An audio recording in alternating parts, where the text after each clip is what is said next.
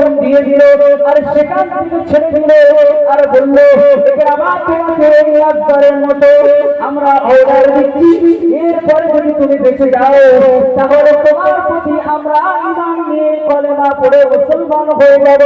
না না না না না, শুনে রেখে যান, জেনে রেখে যান। ইকরামাকে যখন ওই পাহাড়ের উপরে নিয়ে যাওয়া হলো, ইকরামাকে ওখান থেকে ওই সমস্ত কাফির মুশরিকরা দিনেরা তার ইকরামাকে ফেলে দিল। এমন করে দেখা দিল আমার আল্লাহ পাক আল্লাহ তাআলা না থাকতে পেরে আমার আল্লাহ পাক আল্লাহ তাআলা ফেরেশতাদেরকে ডাক দিলেন, ও জিবরিল, ও জিবরিল, চলে যাও চলে যাও চলে যাও।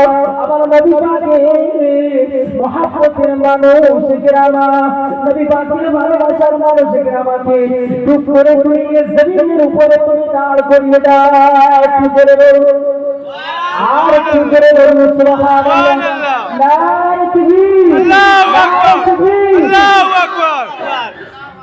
প্যারা মুসল্লি করো, বিশ্বনবী মুহাম্মদ রাসূলুল্লাহ সাল্লাল্লাহু আলাইহি ওয়াসাল্লামকে মহব্বত করেছেন, ভালো